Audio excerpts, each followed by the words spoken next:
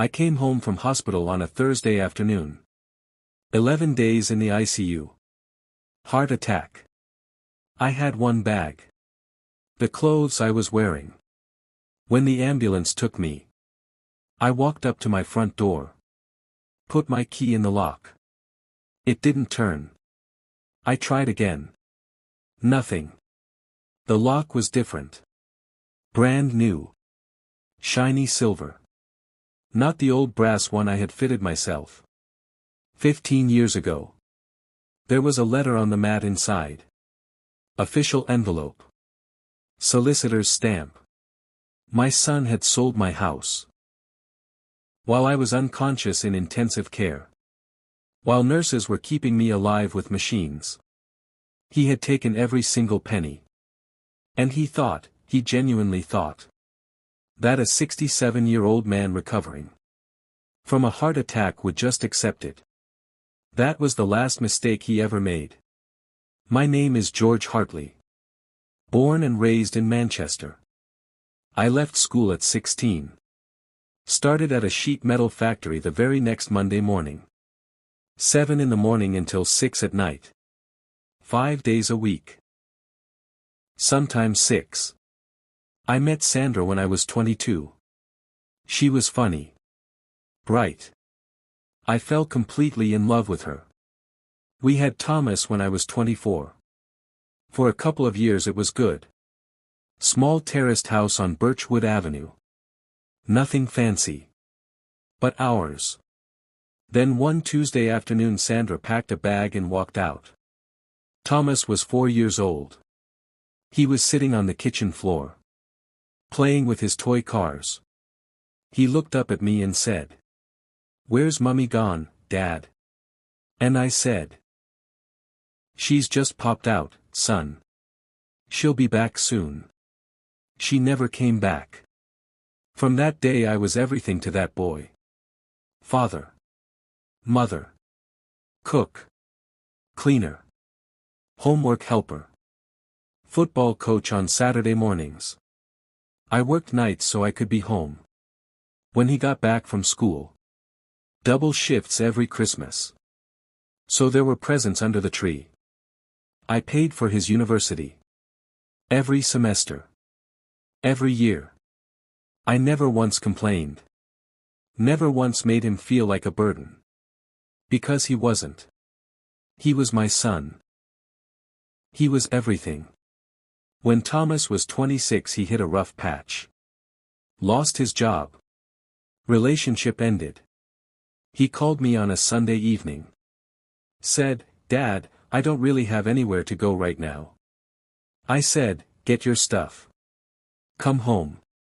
And honestly those first few months were the best time we ever had together. We cooked dinner together in the evenings. Watched the football. Had a couple of beers. Talked about everything and nothing. I remember thinking, this is what I always wanted. A proper relationship with my son. Not just birthdays and Christmas. A real one. He stayed for 2 years. I never once asked him for rent. Never once rushed him. I trusted him completely. With my keys. My car. My bank card. I even put his name on my emergency contacts. At the doctor's surgery. That last part, that was the one he used against me. February the 9th. A Wednesday. I was at work when I felt it. A pressure in my chest. Like something sitting on me that wouldn't shift. I called out to my colleague Janet. I said, "Janet, I don't feel right." And then nothing. Complete blackness. I woke up 11 days later. Manchester Royal Infirmary. Tubes everywhere. Machines beeping.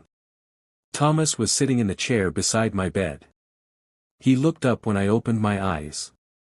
His face was red. He had been crying. He grabbed my hand and said, "Dad. You gave us such a fright." I squeezed his hand back. I felt relieved. Grateful. My boy was here. I had absolutely no idea that while I was unconscious. He had been to a solicitor's office 3 separate times.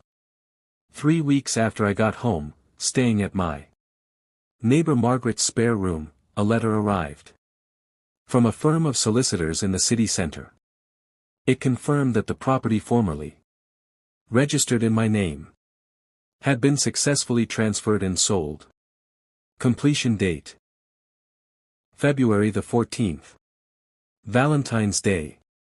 While I was on a ventilator in intensive care, my son had sold my house for £280,000.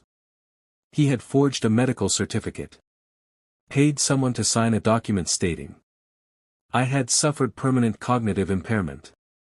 I read that letter 4 times, sitting at Margaret's kitchen table.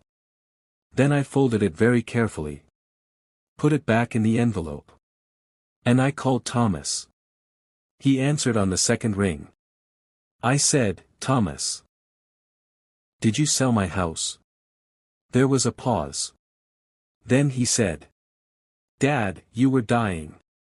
I was protecting the asset." Protecting the asset. I said, "All right, son." And I hung up. I sat in Margaret's spare room that night. And I made a decision. I was not going to shout.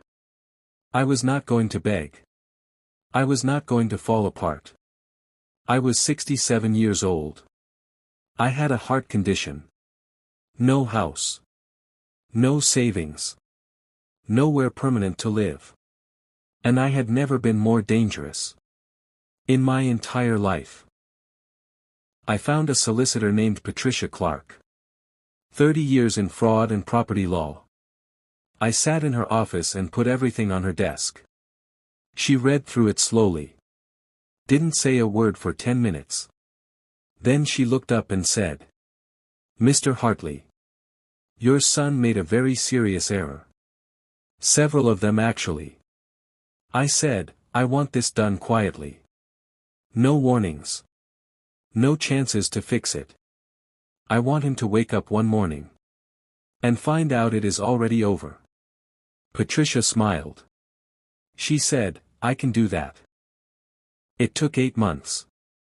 8 months of working quietly, methodically, without a single warning to Thomas. The morning the court papers landed at his door, he called me screaming. Said I was destroying the family. Said our dad would be ashamed of me. I let him finish every single word. Then I said, "Thomas, I was just protecting the asset." And I hung up.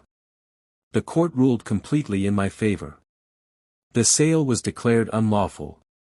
My house was returned to me. Every brick. Every room. Thomas was ordered to repay all legal costs. The forged certificate, a separate fraud conviction. He lost his flat. His car. His savings. Everything he had bought with my money. I moved back into my house on a Friday morning in October. Put my new key in the new lock. Opened the door. Stood in my own hallway. Quiet. Empty. Mine. I made a cup of tea. Sat in my armchair by the window. Watched the street outside. The same street I had looked at for 30 years. Some storms don't announce themselves. They just arrive. If this story meant something to you, subscribe. Because there are more stories where this came from. And every single one of them ends the same way. Justice always arrives. Just never when they expect it.